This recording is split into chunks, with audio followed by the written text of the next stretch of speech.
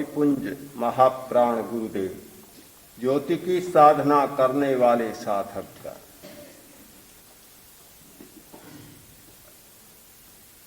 एक भाई ने कहा, प्रेय से श्रेय की ओर जाना चाहता हूं, किंतु पता नहीं क्या बात है, प्रियता का भाव मन से निकल नहीं रहा। अप्रियता का भाव बहुत समाप्त हो गया, किंतु प्रियता समय समय पर जाने अनजाने आ जाती है, छोड़ नहीं पा रहा। एक बहुत बड़ी सच्चाई, अप्रियता छूट जाती है, प्रियता शेष रह जाती है। द्वेष छूट जाता है, राग बच जाता है। राग मूल बीमारी है, द्वेष उसका उपजीवी तत्व है, किंतु मूल बीमारी नहीं है। प्रियता है इसलिए अप्रियता होती है, राग है इसलिए द्वेष होता है। द्वेष और अप्रियता मौलिक बात नहीं है।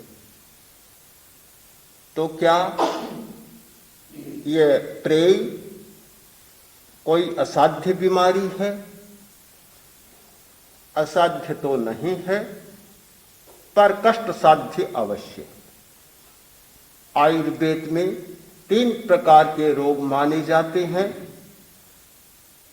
साध्य, कष्ट साध्य और असाध्य। एक रोग सहज साध्य होता है, थोड़ी दवा दी, बीमारी समाप्त हो गई।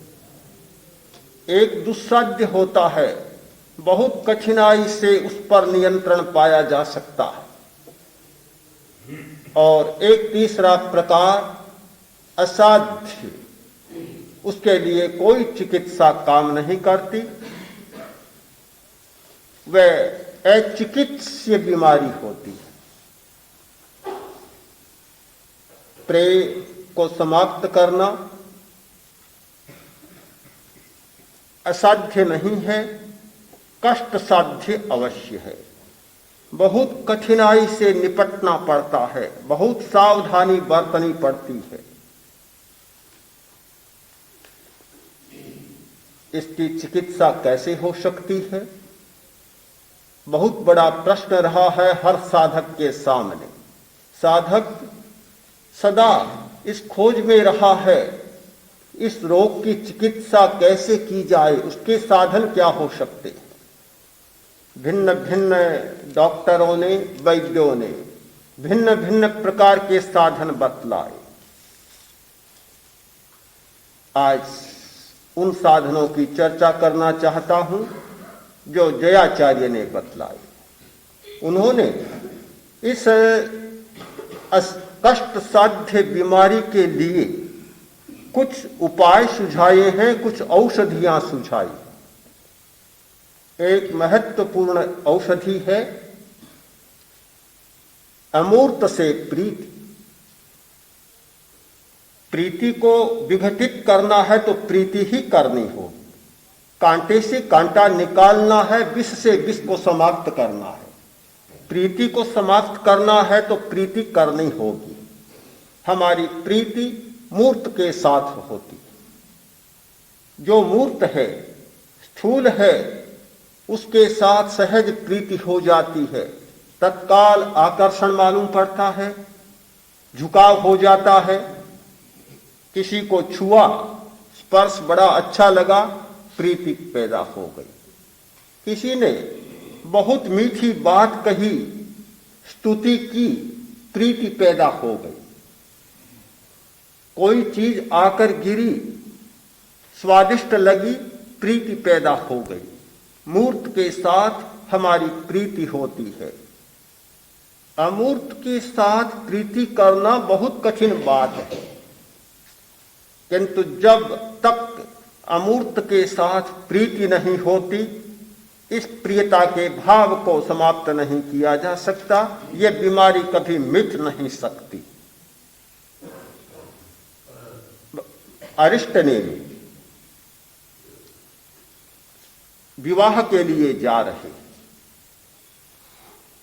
राजीमती एक सुंदर कन्या, राजकुमारी, युवती, स्त्री के सौंदर्य और लावण्य के सभी गुणों से युक्त, दोनों के मन में बड़ा उत्साह है। अरिष्टनेमी विवाह करना चाहते हैं, उसके साथ प्रियता का भाव जुड़ा हुआ है। राजीमती बड़ी आतुर है अरिष्टनेमी के साथ परिणय के लिए। जा रहे हैं, पहुंचे नहीं, बीच में एक घटना घट गई। प्राणियों का आतुर कोलाहल कानों में पड़ा। सारथी से पूछा, ये कोलाहल क्यों? इतने जीव जंतु एकत्र क्यों? ये कोहराम क्यों मच रहा है? सारथी ने बताया, ये भोज के लिए, आपकी शादी हो रही है, बारातियों को भोज देने के लिए ये सारे प्राणी इकट्ठे किए गए। चिंतन की धारा बदल गई। एक का घर बसेगा और इतनों के घर उजड़े। एक सुख भोगेगा और इतनों का सुख लुट जाएगा। धारा बदल गई, मुड़ गई, राजीमती को छोड़ दिया। प्रश्न यहां पैदा होता है कि राजीमती जैसी सुंदरी को उन्होंने कैसे छोड़ा? ये कैसे संभव हो सकता है? ये नहीं हो सकता संभव कि उन जीवों के लिए राजीमती को छोड़ दे। इस प्रश्न का एक बहुत सुंदर समाधान जयाचार्य ने दिया है। राजीमती छोड़ी जिन राय, शिव सुंदर स्यु प्रीत लगा। राजीमती एक सुंदरी थी और उसके साथ प्रीति थी, किंतु उनकी प्रीति शिव सुंदरी के साथ जुड़ गई। जब तक बड़ी सुंदरी के साथ प्रीति नहीं होती तो छोटी सुंदरी को नहीं छोड़ा जा सकता। बड़ा आकर्षण सामने न हो तो छोटी आकर्षण को नहीं छोड़ा जा सकता। जब कोई बड़ा आकर्षण सामने आता है तो छोटा आकर्षण अपने आप समाप्त हो जाता है। उसके लिए कोई अलग से प्रयत्न करने की आवश्यकता नहीं होती। यह अनुरागाद विराग का सिद्धांत है। यह योग का, अध्यात्म साधना का बहुत बड़ा सूत्र है, अनुरागाद विराग। एक के प्रति अनुराग का मतलब दूसरे के प्रति विराग, दूसरे के प्रति विराग का मतलब एक के प्रति अनुराग। जिसका शब्द रूप रस गंध स्पर्श के प्रति अनुराग है, उसका चैतन्य के प्रति विराग अपने आप हो जाएगा। और जिसके मन में चैतन्य के प्रति अनुराग जाग गया, उसका शब्द आदि विषयों के प्रति अपने आप विराग हो जाएगा। ये दोनों के प्रति अनुराग या दोनों के प्रति विराग नहीं होता। दो घोड़ों की सवारी एक साथ कभी नहीं हो सकती। दो रास्तों में एक साथ यात्रा नहीं हो सकती। या पूरब में चलना होगा या दक्षिण में चलना होगा। दोनों की एक साथ यात्रा संभव नहीं होती। यात्रा दिशा बदल गई। शिव सुंदरी के साथ प्रीति जुड़ी और वह सुंदरी उनके लिए अर्थहीन बन गई। अनुराग उधर हुआ, इधर विराग हो गया। जब तक सौंदर्य के प्रति, रमणीयता के प्रति अनुराग का भाव नहीं जागता, तब तक मूर्त सौंदर्य और मूर्त रमणीयता को त्यागा नहीं जा सकता। संतों ने भगवान की उपासना एक सखा के रूप में भी की है और एक पत्नी के रूप में भी की है, स्त्री के रूप में भी की है, सुंदरी के रूप में भी की है। आखिर कोई भी आदमी सौंदर्य को नहीं छोड़ सकता। कोई भी आदमी मधुरता को नहीं छोड़ सकता। कड़वाहट किसी भी प्रिय नहीं होती। कोई भी व्यक्ति कड़वेपन को पसंद नहीं करता। भद्दापन किसी को भी पसंद नहीं होता। सापेक्ष बात है कि जब अधिक सौंदर्य सामने आ जाता है तो नीचे का सौंदर्य उसके लिए व्यर्थ बन जाता है। अधिक मीठी चीज सामने आती है तो कम मिठास वाली चीज अपने आप छूट जाती है। छोड़ा नहीं जाता, छूट जाती है। छोड़ना बड़ा कठिन होता है, छोड़ने में बड़ी कठिनाई होती है, किंतु अपने आप छूट जाती है। त्याग किया नहीं जाता, त्यक्त हो जाती है।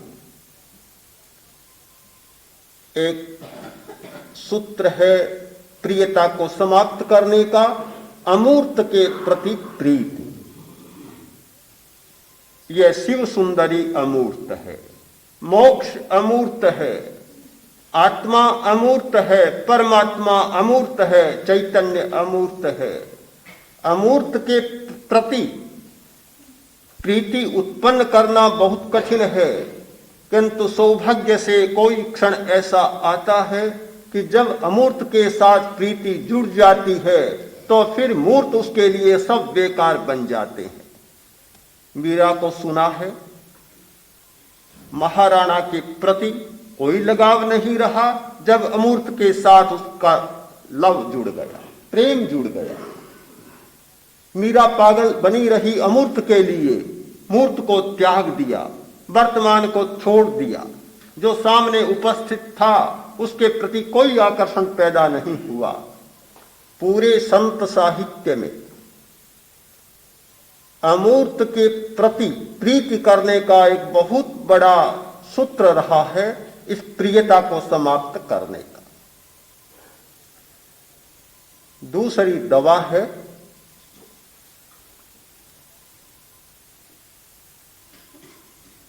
ध्यान,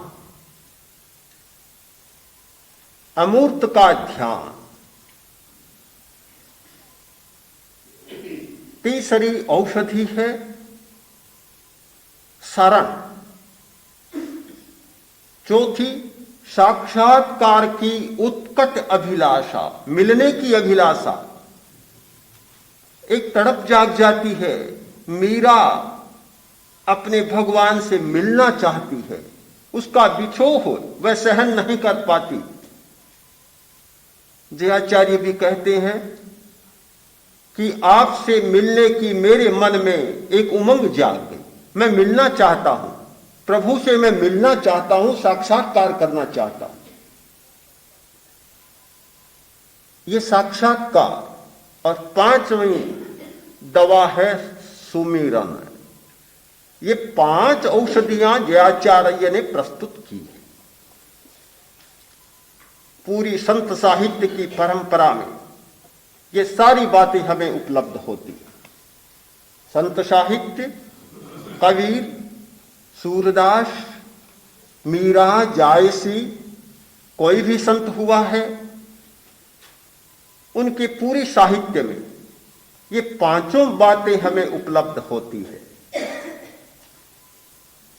शरण लेना बहुत कठिन बात है।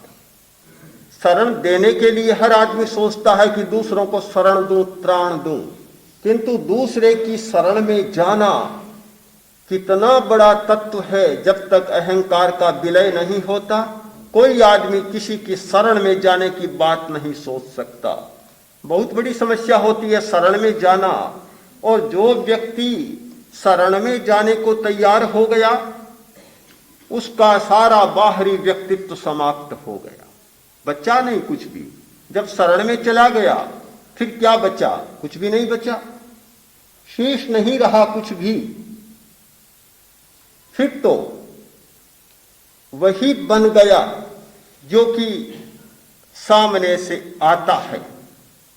कितनी कठिन बात है शरण में जाना। अरब के बाजार में गुलामों की बिक्री हो रही थी, बोलियां लग रही थी। बाजार में एक महात्मा आया, उसने पूछा भी क्या हो रहा है? गुलामों की बिक्री हो रही। एक गुलाम से पूछा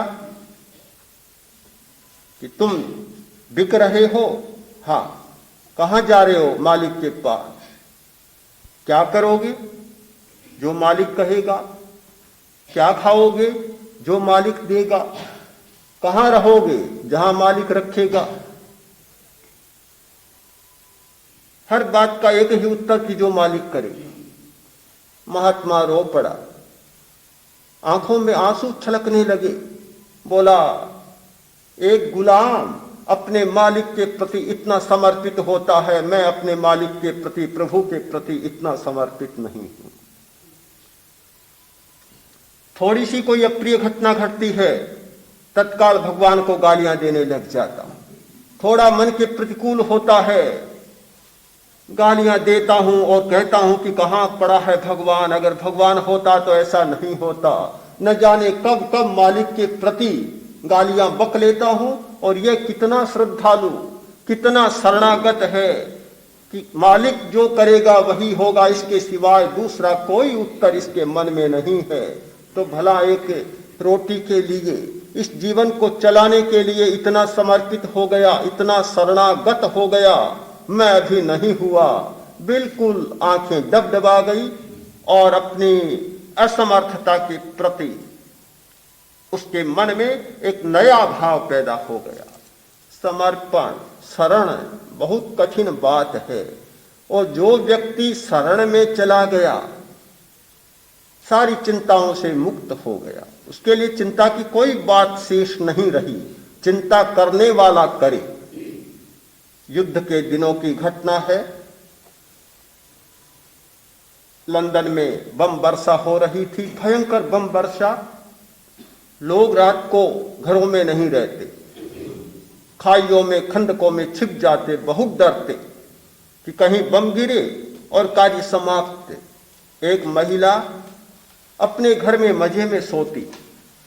पड़ोसियों ने पूछा, तुम जागती नहीं हो रात को?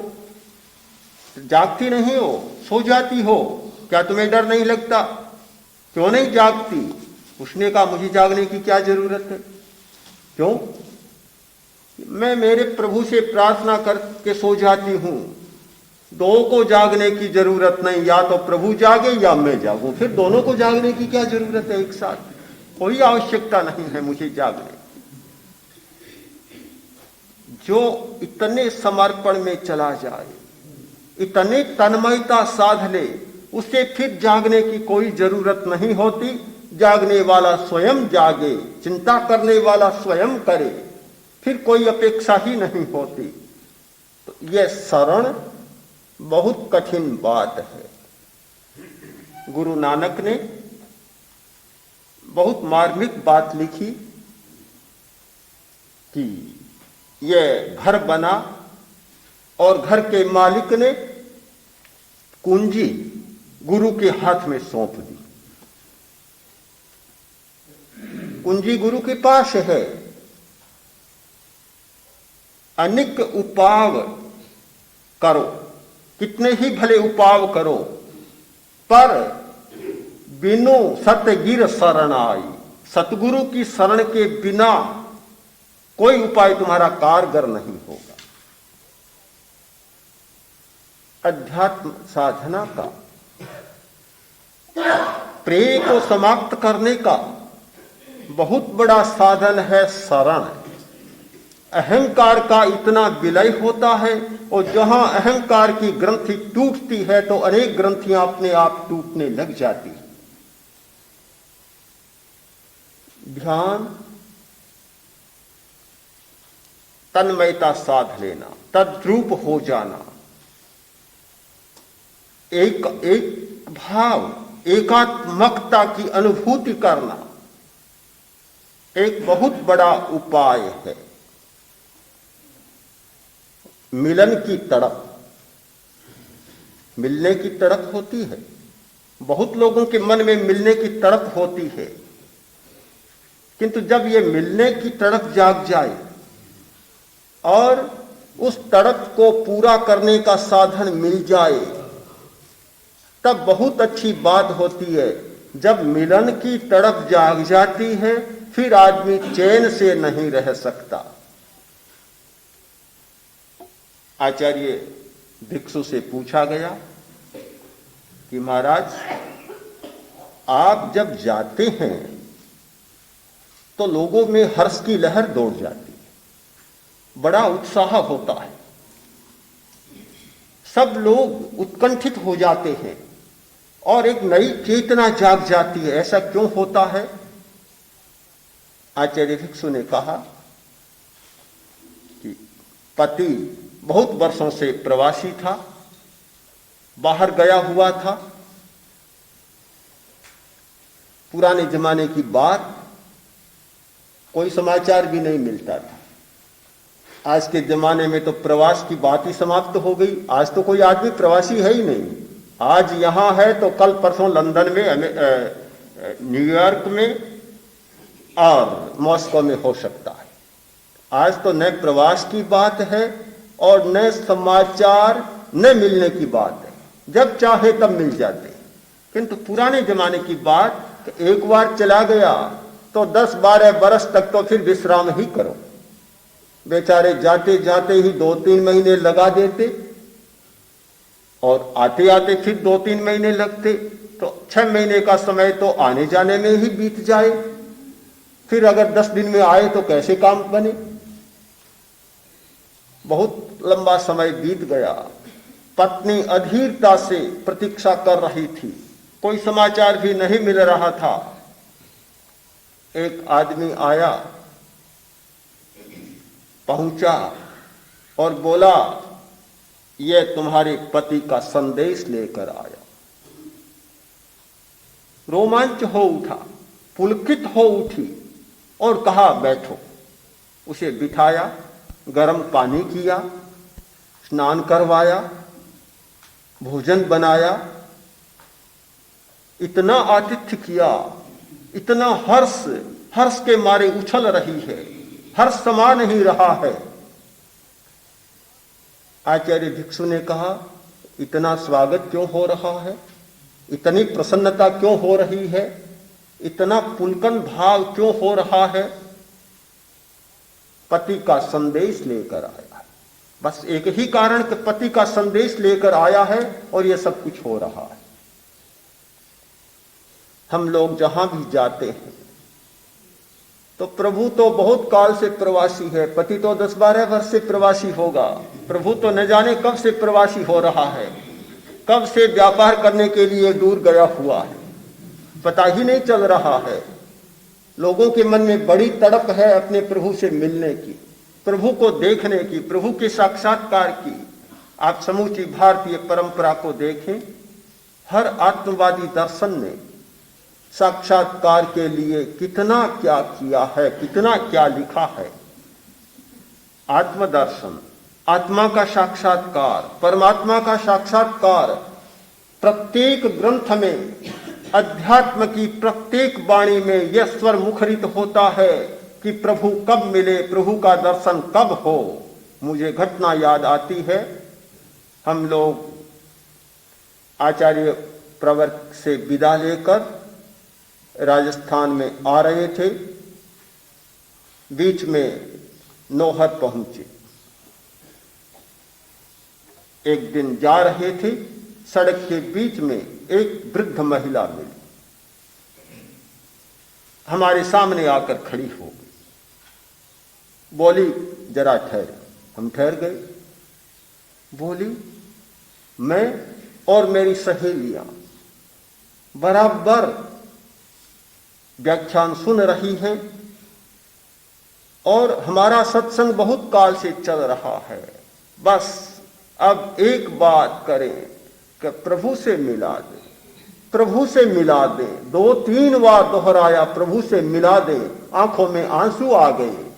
वह उसकी मुद्रा आज भी मेरे सामने स्पष्ट है कि उसके मन में कितनी तड़प थी कि प्रभु से मिला दे। जिस व्यक्ति के मन में यह तड़प जाग जाती है प्रभु से मिलने की और प्रवासी प्रभु से मिलने की, तब कितनी आकुलता होती है जिसमें जागती है वही व्यक्ति जान सकता है, शायद दूसरा नहीं जान सकता।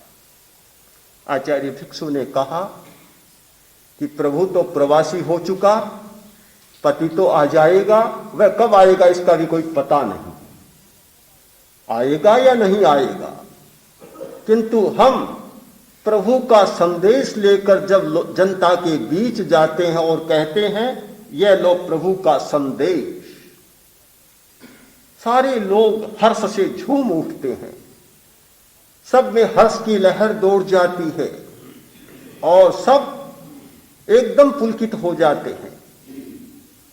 यह मिलने की बात तो बहुत दूर रही, प्रभु का संदेश भी मिल जाए तो भी बड़ी बात होती है और बड़ा नया काम होता है। यह आत्म साक्षात्कार, प्रभु का साक्षात्कार। पांचवी बात, सुमिरन। ध्यान भी कभी कठिन हो जाता है, साक्षात्कार की बात तो और कठिन होती है। एक सीधा उपाय है सुमिरन, स्मरण करना, याद करना। याद करने की बात बहुत अच्छी बात है और संत साहित्य में दो बातों पर विशेष बल दिया गया, एक शरण और एक स्मरण। इन दो बातों पर बहुत ज्यादा बल दिया गया कि स्मरण करें, याद रखें, याद रखें। स्मरण की एक प्रक्रिया होती है, केवल शब्द का उच्चारण स्मरण नहीं होता, स्मरण की एक प्रक्रिया है और स्मरण का बहुत बड़ा प्रभाव होता है। हमारी चेतना दो केंद्रों में मुख्यतः विचरण करती है, एक नाभि से नीचे का केंद्र और एक नाभि से ऊपर का केंद्र, हृदय से मस्तिष्क तक का केंद्र। जब जब चेतना नीचे के केंद्र में जाती है, क्रोध, ईर्ष्या, भय, लोभ, लालच, स्वार्थ की वृत्तियां जागती, और जब हमारी चेतना हृदय से मस्तिष्क की दिशा में, ऊर्ध्व दिशा में प्रस्थान करती है, तब अभय, अहिंसा, परमार्थ की भावना जागती है। नाभि से नीचे की ओर चेतना का प्रस्थान प्रेय की दिशा में प्रस्थान होता है, हृदय से सिर की दिशा में चेतना का प्रस्थान श्रेय की दिशा में प्रस्थान होता है। जयाचार्य ने बहुत मार्मिक शब्दों में लिखा है, बस रया हिया माही, प्रभु आप मेरे हृदय में बस रहे हैं। और यह बहुत बड़ा साधना का प्रयोग है कि जब प्रभु का हृदय में ध्यान होने लग जाए, निश्चित समझ लो कि हमारी दिशा प्रेय से हटकर और श्रेय की ओर चली गई, हमारा प्रस्थान श्रेय की दिशा में हो गया। जितनी ये वृत्तियां, इंद्रियों की लोलुपता, काम, वासना की लोलुपता, क्रूरता, ये सारी की सारी नीचे की केंद्र में जागती, और जितनी परमार्थ की उदात्त भावना है वह सारी की सारी हृदय, कंठ, भ्रिकुटी और सिर की इस ऊंची दिशा में जागती। इस दिशा में प्रस्थान जब होता है, प्रभु जब हृदय में बस जाता है, अरहत का, भगवान का ध्यान जब हृदय में होने लग जाता है, तो परिणाम ये आता है कि संग छांड, संग त्याग। सबसे पहली बात होती है कि संग का त्याग होने लग जाता है, आसक्ति छूटने लग जाती है, और संग का त्याग होता है तब मन बस में होने लगता है। जब मन बस में होता है तो इंद्रियां शांत होने लग जाती हैं, और इंद्रियां जब शांत होती हैं तो श्रेय की दिशा स्पष्ट हो जाती है, दयाचार्य के शब्दों में कर्मों का अंत हो जाता है। कर्म के अंत की एक सुंदर प्रक्रिया है संग त्याग।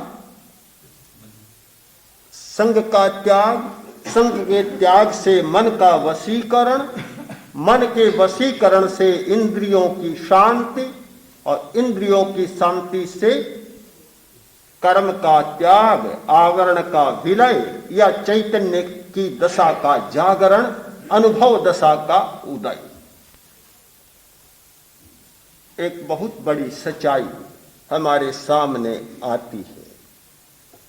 हम जिस दुनिया में जीते हैं वह दुनिया कुछ अजीब है, बड़ी विचित्र है, जहां सत्य का अनुभव करना तो कठिन बात है, सत्य को कहना भी बहुत मुश्किल है।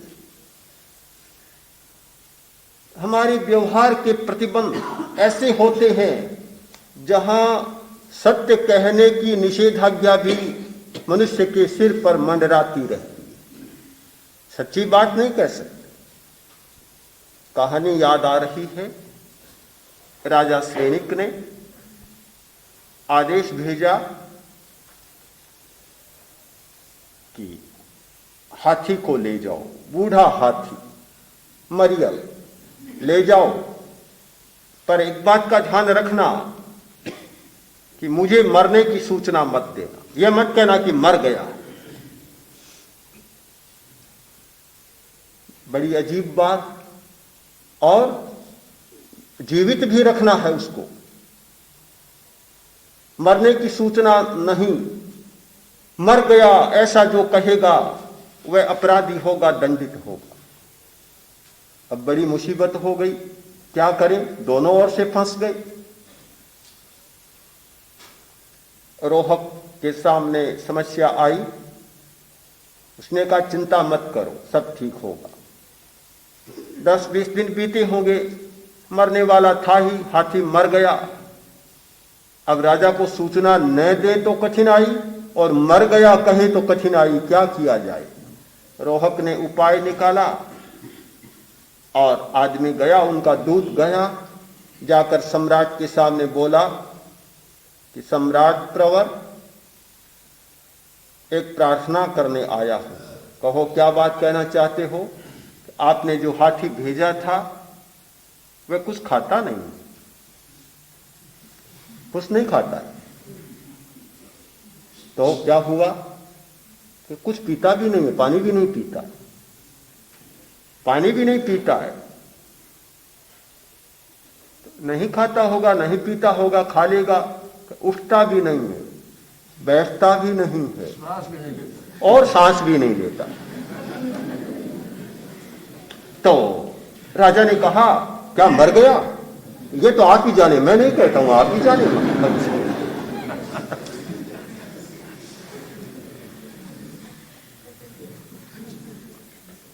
ऐसी दुनिया है कि जहां जीवित को जीवित कहने का अधिकार नहीं होता और मृत को मृत कहने का अधिकार नहीं होता। हमारे व्यवहार की दुनिया में, इस व्यवहार की दुनिया में हम प्रेम को छोड़ने की बात कैसे कर सकते? प्रियता जीवित है यह भी नहीं कह सकते, प्रियता मर गई है यह भी नहीं कह सकते। दोनों बातें नहीं कही जा सकती। सच्चाई को स्वीकार करना भी अपराध, सच्चाई को कहना भी अपराध है। जब हम इस भूमिका से थोड़े हटकर और प्रस्थान करें, प्रेम की दिशा से थोड़े पैर आगे बढ़ाएं, श्रेय का दरवाजा खोल, और बहुत कुछ करने की जरूरत नहीं। एक बार द्वार खुल जाए तो फिर बहुत सारी बातें अपने आप खुल जाती है। सिर्फ एक बार द्वार खोलने की जरूरत है।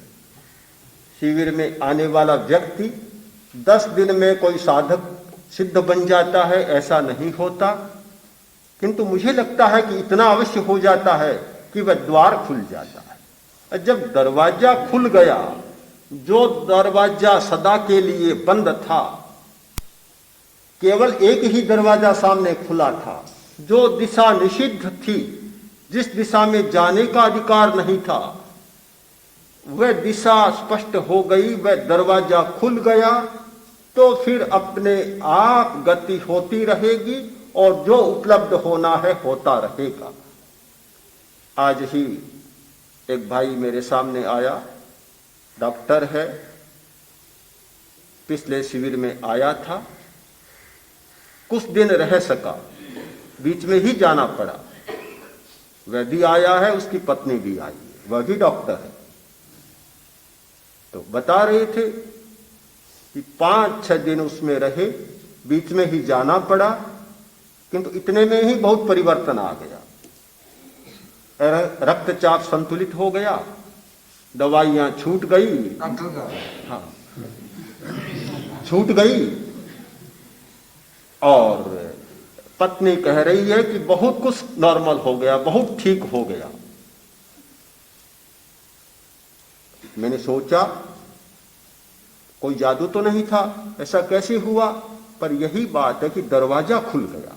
5 दिन में भी दरवाजा खुल सकता है, 3 दिन में भी दरवाजा खुल सकता है, और 10 दिन में भी खुल सकता है। केवल दरवाजा खुल जाए, बस इतनी सी अपेक्षा है। यह दरवाजा खुलता है, नई दिशा उद्घाटित होती है, फिर तो चलने की जरूरत है। यह भी सावधानी बरतनी पड़ेगी कि दरवाजा खुल गया, दिशा स्पष्ट हो गई, पर पैर अगर ठिठुर गए कि कौन चले, बस दरवाजा तो खुल ही गया, अब चलने की क्या जरूरत है, तो फिर नमो नारायण ही होगा, फिर और आगे कुछ होने का नहीं है। कैसे हो सकता है? तीनों बातें साथ में चाहिए। दिशा स्पष्ट हो, दरवाजा खुल जाए और पैर निरंतर आगे बढ़ते रहे, निरंतर आगे बढ़ते रहे। 10 दिन तक किया और घर में जाकर छोड़ दिया तो फिर दरवाजे पर ही अटक गए, आगे नहीं बढ़ पाएंगे। हमारी अपेक्षा है कि हम प्रेक्षा ध्यान के द्वारा एक नई दिशा का उद्घाटन करें, एक वह दरवाजा खोलें जो अब तक हमने नहीं खोला, और हमारे पैर उस दिशा में निरंतर आगे बढ़ते रहें।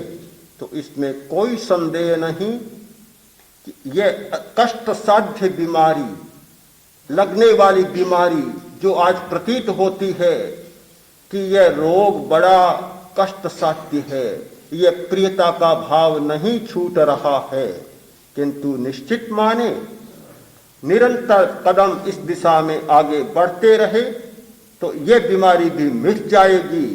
हमारा शरीर, हमारा मन और हमारा चैतन्य पूर्ण स्वस्थ हो जाए।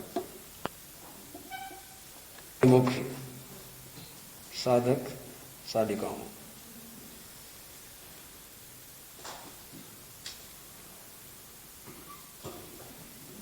कितनी विसंगति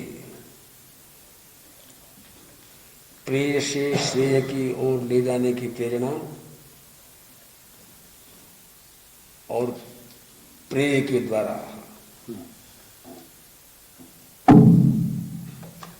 यही तो कहा गया, प्रिय से श्रेय की ओर जाओ, पर उससे बड़ा प्रेय को प्राप्त करो। तो क्या प्रिय के द्वारा ही श्रेय को प्राप्त करना नहीं है? मुझे तो लगता है ये शब्द जाल है, प्रिय श्रेय है। किसको प्रिय कहें, किसको श्रेय कहें? हमने संयम को स्वीकार किया कि ये संयम हमारे लिए प्रिय नहीं है, हमारा अभिप्रेय यही है, प्रेय यही है। हमारे महाप्रेय इसको श्रेय कह देंगे, मैं इसको प्रेय कह दूंगा। मैं तो वही कहूंगा जो आप कहते।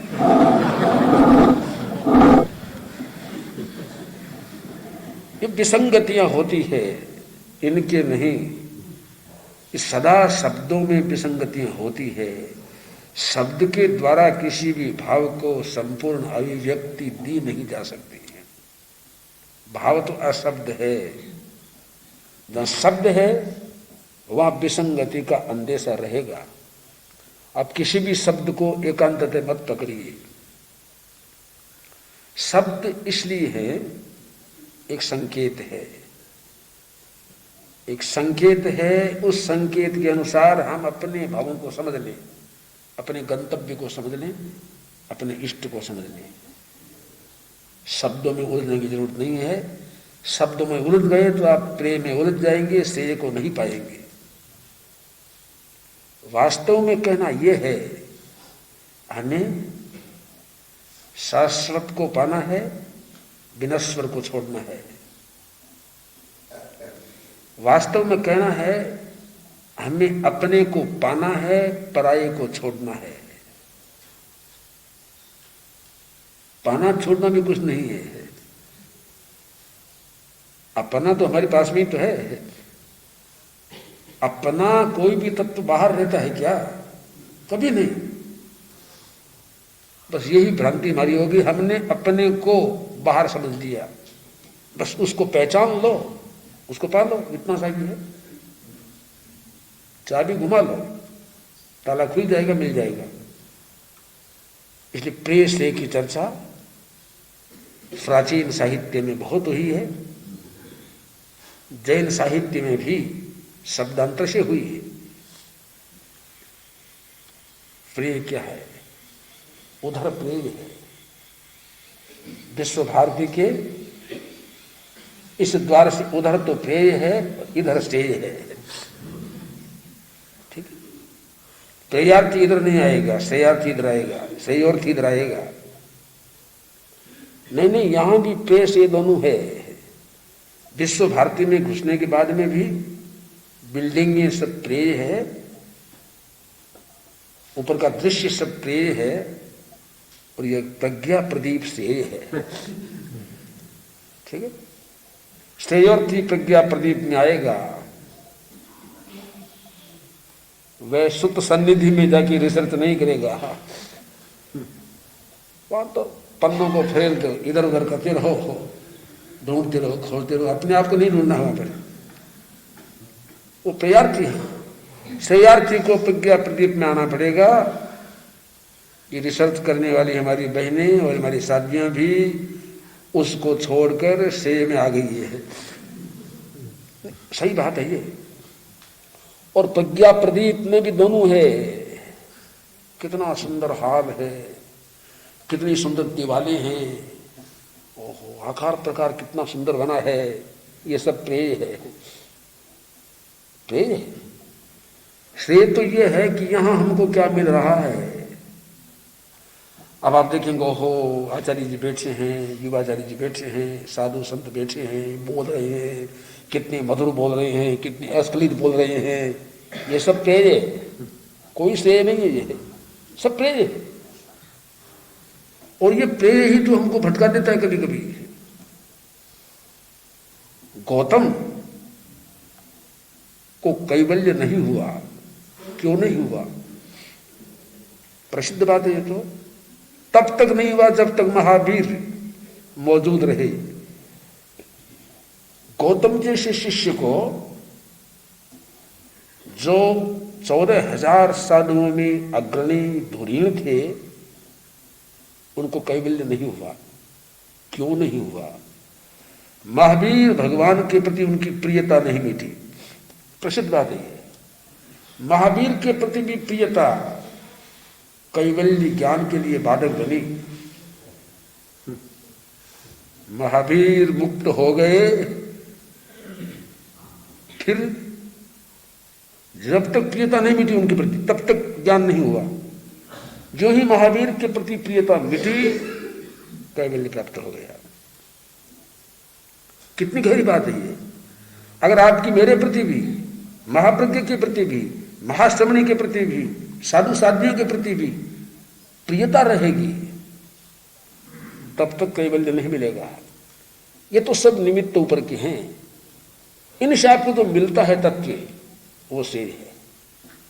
वो श्रेय इनसे नहीं मिलता है, अपने आप से मिलता है। ये तो सिर्फ निमित्त मात्र है। इस दृष्टि से मैं कह रहा हूं कि प्रिय श्रेय शब्द तो ये समझने के हैं, उलझने के नहीं है। हमें जो प्राप्त करना है वो हमारा श्रेय है। और ये बहुत अच्छी बात कही है कि समर्पण के बिना श्रेय नहीं मिलता। बहुत गहरी बात है। संपूर्ण समर्पण जब तक नहीं होगा, जब तक हम दीवो ताणम शरणं गई पैठा नहीं मान लेंगे, ये हमारा दीप है, ये हमारा प्राण है, शरण है, गति है, प्रतिष्ठा है, यही सब कुछ है, ऐसा मान के हम नहीं बैठ जाएंगे, तब तक हमको श्रेय मिलेगा नहीं, मन नहीं भरेगा। और इसके उदाहरण तो बहुत आपने सुने हैं भी। मैं तो आचार्य भिक्षु का उदाहरण पेश करता हूं। वो भगवान महावीर की वाणी, भाव वाणी पर कितने मुग्ध थे, सचमुच श्रेयवती थे। मैंने एक पद्य कहा है, मीरा रो सांवरियो साई राम नाम पर तुलसीदास दीवानो। मीरा रो सांवरियो साई राम नाम पर तुलसीदास दीवानो। मारो रे सांवरो जिन बाणी पर, मारो रे सांवरो बण्यो रह्यो परवानो रे। सांवरा हो सांवरा हो सांवरा, स्वामी जी हमारे आंगन।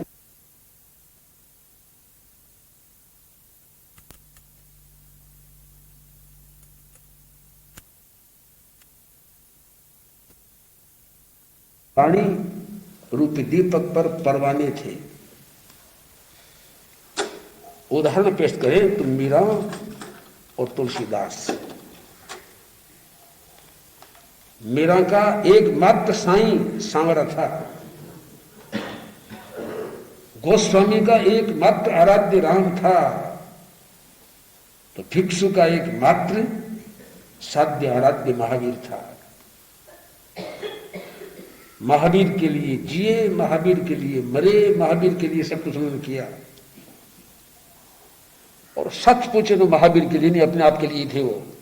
उनका महावीर तो उनके भीतर था, बाहर नहीं था कहीं। ऐसा समर्पण, और यही समर्पण आगे चल के मैं देखता हूं तो 24 के निर्माता श्रीमद जयाचार्य, उनका समर्पण भिक्षु स्वामी के प्रति हो गया। ऐसा अटूट समर्पण है, चलते फिरते लिखते बोलते भिक्षु भिक्षु भिक्षु भिक्षु भिक्षु। आप उनकी 5 पद्यों की कोई गीति देख लीजिए, उसमें भिक्षु मिलेगा आपको। भिक्षु नाम के बिना कोई पद्य शायद नहीं मिलेगा उनका। व्याख्यान की रचना करते हैं, अंत में भिक्षु मिलेगा आपको। इतना समर्पण भाव भिक्षु के प्रति था। ये सब क्यों था? भिक्षु के कलेवर को प्राप्त नहीं करना था, भिक्षु की सांवरी सूरत को प्राप्त नहीं करना था, भिक्षु के माध्यम से उस श्रेय को प्राप्त करना था। तो श्रेय हमें प्राप्त भी है। हमें भी उस श्रेय को प्राप्त करने के लिए ऊपरी आकर्षणों को छोड़ना पड़ेगा। छुट्टी मुश्किल है,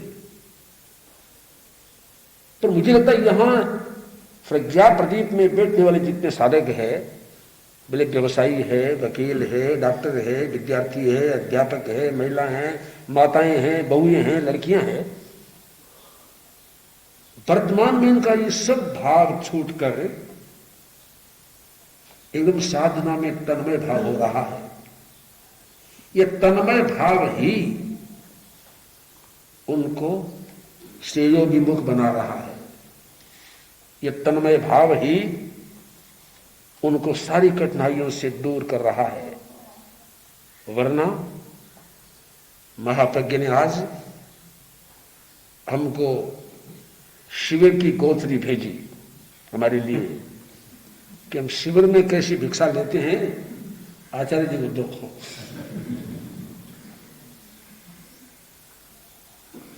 जरूर उपहार है तो लेना चाहिए।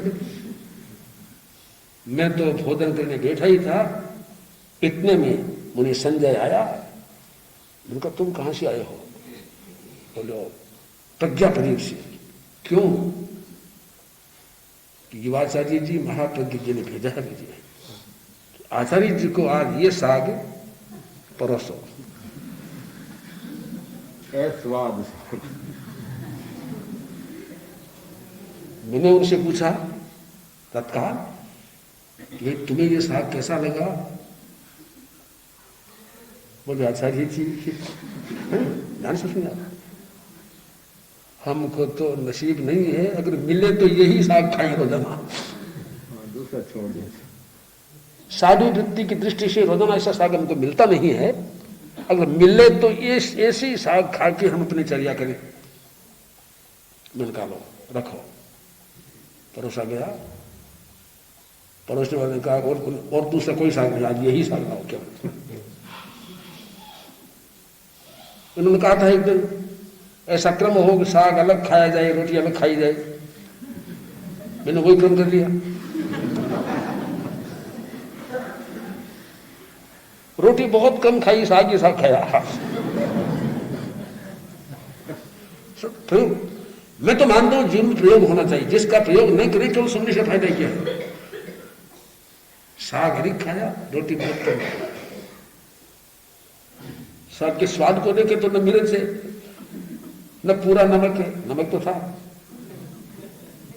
और न कोई स्वाद बढ़ने की चरपराहट है, उसमें कुछ नहीं, चरपराहट कुछ नहीं है। खाते चले जाओ। मैं तो अभ्यासी हूं, इसका अभ्यासी आदि हूं मैं ऐसे साग खाने का। मैंने सोचा कि जो बहनें छोटी छोटी ये तो खट्टी मिट्टी चरपरी चीजें खाने वाली है, उनको ये साग कैसा लगा होगा। सचमुच है, अगर ऐसा साग आपको खाने में अच्छा लगने लग गया तो आपकी वृत्ति श्रेयोभिमुख हो गई, श्रेय को प्राप्त करने के दरवाजे खुल गए आपके। ये ठीक कर रहा हूं। इस दृष्टि से मेरा ख्याल है कि हम श्रेय को प्राप्त करने का प्रयत्न करें, और प्रयत्न पुरुषार्थ हमारा काम है। निश्चित हमको वह चीज मिलेगी जो प्राप्त करना है। वास्तव में हम सब धन्य हैं कि हम लोग एक ऐसे अच्छे रास्ते पर चल पड़े हैं, अच्छे रास्ते के राही हैं, जो सारी सब बातों को गौण करके केवल आत्म साधना, अपने आप को पाना, श्रेय को पाना, इसमें मस्त हो रहे हैं, इसमें पागल हो रहे हैं, इसमें धुनी हो रहे हैं। इससे बढ़कर हमारा कोई श्रेय नहीं है। मैं अपने प्रति और आप सबके प्रति ये शुभकामना करता हूं। इस श्रेय पथ पर चलते चलते हम अपने साध्य को प्राप्त कर लें। पद्य भी कई है कि नहीं है? रिठनेम स्वामी तू जगन्नाथ अंतर, प्रभु नेम स्वामी तू जगतार अंतर, राजीमती छोड़ी मेरा, ये राजीमती छोड़ी शिव सुंदर शिवप्रीत विठ्ठलेन स्वामी तू जगता। एक तो ये पद्य राजमती को छोड़ा और शिव सुंदर को प्राप्त किया। चंद साल वही तो संग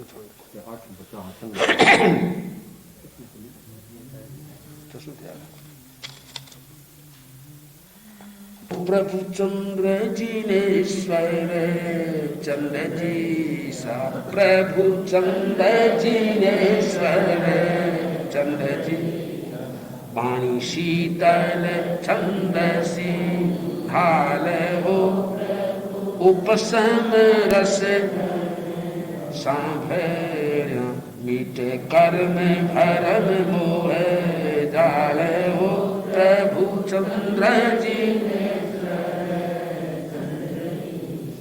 छठा पद्य है। ओ प्रभु शरण आयो तुझे साहिब प्रभु शरण आयो तुझे तुम्हें ध्यान धरूं दीन देन हो मिलवा मुझ मैंने प्रभु मिलवा मुझ मैंने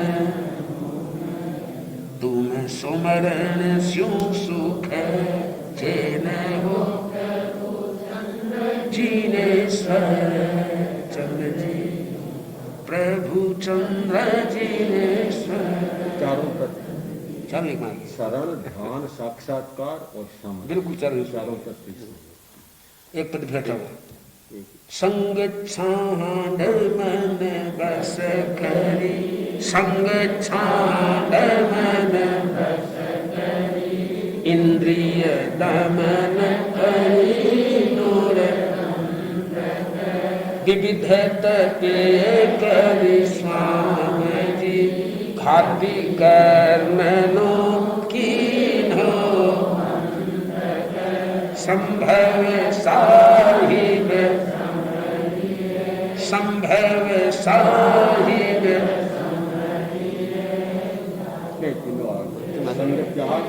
धीर मन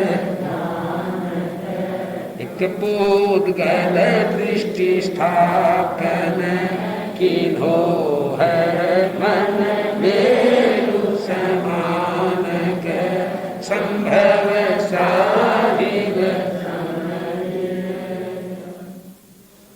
सब एक पद में सब पूरा संग त्याग मन बस दमन और कर्म का। इसमें देख लीजिए कितने पद सरस है, गाने में सरस है, सुनने में सरस है और भाव तो सरस है, इससे सकी नहीं है।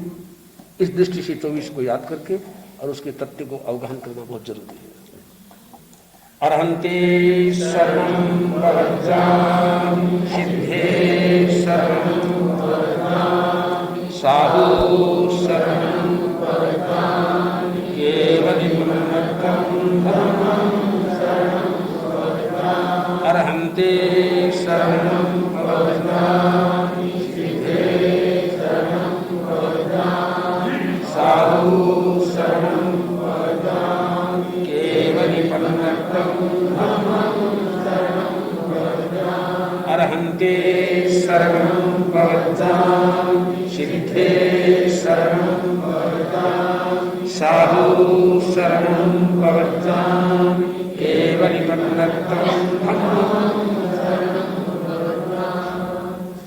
सत्यं वन्दे सत्यं वन्दे सत्यं वन्दे